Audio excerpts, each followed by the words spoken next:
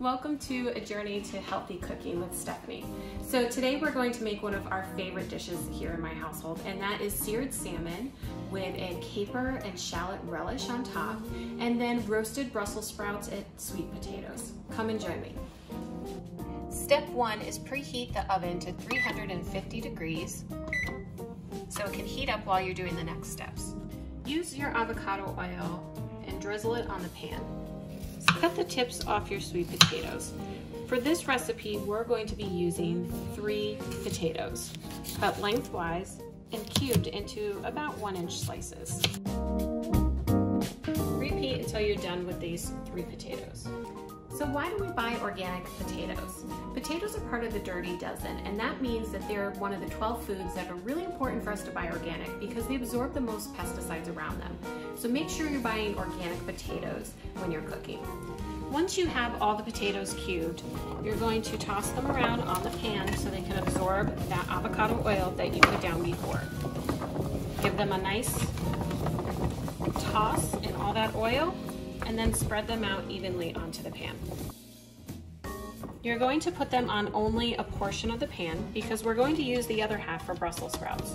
So you can use a little less potatoes if you'd like, but we love our sweet potatoes in this household.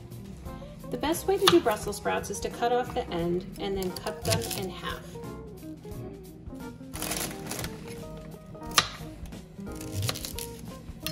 Once you have the halves, you're going to put them face down onto the tray, and we're going to create little rows here.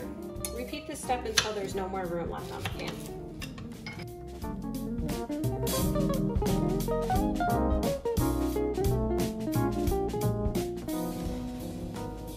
So why do we use avocado oil? You may notice I'm using avocado oil instead of olive oil. And the reason being is olive oil oxidizes when heated at high temperatures. So it's not the ideal oil to cook with, even though it's a healthy oil. It becomes unhealthy when it oxidizes. So use avocado oil. It's a much safer and healthier oil to cook with. You're gonna drizzle some avocado oil onto the tops of your Brussels sprouts. Now they're ready to go in the oven.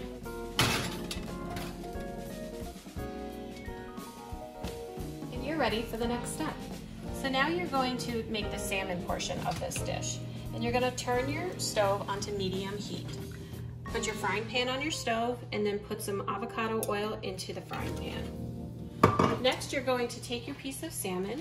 You can get it in 1 fillet or pre-cut. I have it in 1 fillet. So what I'm going to do is just cut it down the middle to make 2 portions for us today. And now we'll let that cook and work on our relish. So why am I cooking with shallots instead of onions? It's strictly a personal decision. I don't like onions myself, so I cook with shallots, which, although part of the onion family, they're a much more milder onion. So this next part, we're going to cut up the shallot, and you're just gonna cut it. It's just like a regular onion. You're gonna have to peel it.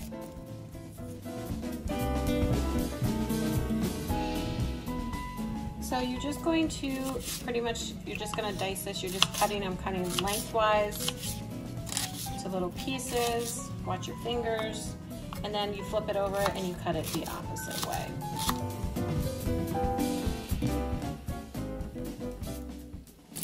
So it's been a couple minutes that our fish have been in the saute pan. And what I'm looking at is, if you notice, you have the top half, which is not cooked, and then the bottom half is cooked. So now's the time to flip it so that way it can be evenly cooked throughout. Look at that beautiful sear on that. Push them together. Now's our time to add our shallots as well. So I typically push the fish to the one side of the pan. It doesn't matter which one. Push it to the side, and you're going to drop in the shallots on the other side.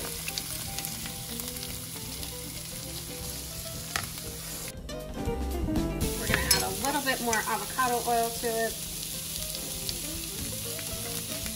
So, pro tip for those of you who are super busy and struggling to try to get dinner cooked on time is to do some of the prep work ahead of time, and that is by buying one of these from Trader Joe's. Basically, they're little cubes, and each cube is 1 clove of garlic minced. So when you have a recipe that calls for minced garlic, You don't need to break out the knife and spend the time to do it. Just take this out of your freezer, pop one frozen cube into the pan, it'll thaw right into the pan, and you're done. So once your shallots are starting to become translucent, that's when you start adding the capers. Okay. And this is what they look like. They're really delicious. We love a lot of capers, but you can choose to do a little, a lot. I'm just scooping them in.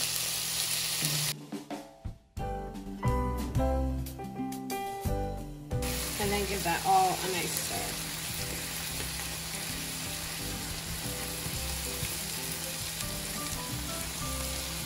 Now we're going to let that cook for a little bit longer. So now we're going to take these out for a second, and we're just going to give them a stir.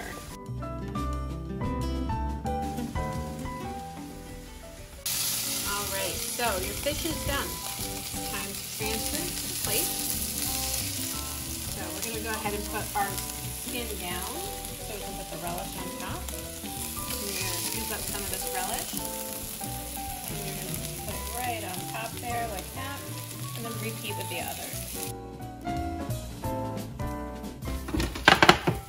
Those look delicious. So we're going to go ahead and take some of them, put it right on the plate. And depending on how much you want to eat, you can just add that. And then we're going to add the Brussels sprouts on the other side.